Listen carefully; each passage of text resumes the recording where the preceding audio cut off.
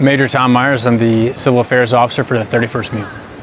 I'm an Energy Program Manager for the Texas Army National Guard. The job focuses on military installation, energy, resiliency, capacity, and performance, so the ability to keep military installation operational in a degraded environment. I EAS'd in May of 2013 and did direct affiliation into the Marine Corps Reserve. Direct affiliation is when you get out on one day and you're in the reserves in the following day. And so I checked in my reserve unit, and the reserves takes time to get used to. If your expectations are aligned with the active duty Marine Corps, it may not always match expectations, but once you find your groove and you start having to focus on the civilian world and what you manage in that domain, it can be very enjoyable. I attempted to go to civil affairs as soon as I got into the reserves. It's pretty competitive to get in those units, rightfully so, because of the deployable nature. And it's also, again, it's purely reservist, and so a lot of guys are competing for a lot of spots. It took me about 3 years to get into it, but I wouldn't change a thing. In the civil affairs units, activation can happen quite frequently. Marine Corps Civil Affairs is a reservist function. Different civil affairs group provide civil affairs officers for each deployment. Upon joining 3rd Civil Affairs Group, jumping on the 31st MEU, which is the one I took. Common Dog 7 is very focused on the civil environment, just because this is our second time being on this island.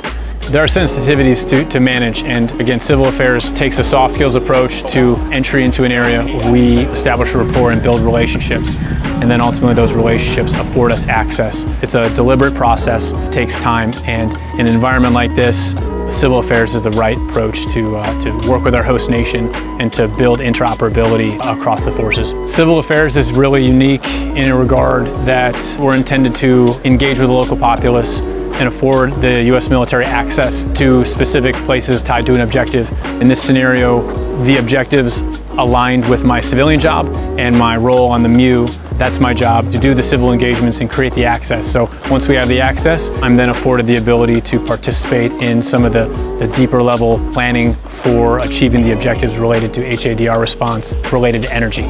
As reservists, we develop different skill sets that sometimes are informed by the corporate environment, or in my case, I work for the state of Texas. For the state of Texas, my role also incorporates disaster management planning considerations, and that is also coincides with very similar planning factors and communication styles from our representative from USAID BHA out of 3MEF.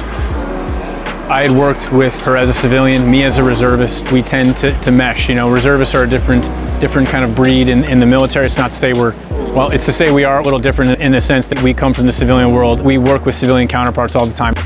I was pretty fortunate that I have the resources and the network from my civilian job to integrate it into this exercise. We were able to incorporate agencies from the DoD, but they're advanced and they're outside of the Marine Corps. We utilize the Army Corps of Engineers, Forward Engineering Support Team, Naval Postgraduate School's Energy Academic Group, and Marine Corps' Expeditionary Energy Office at the Quantica.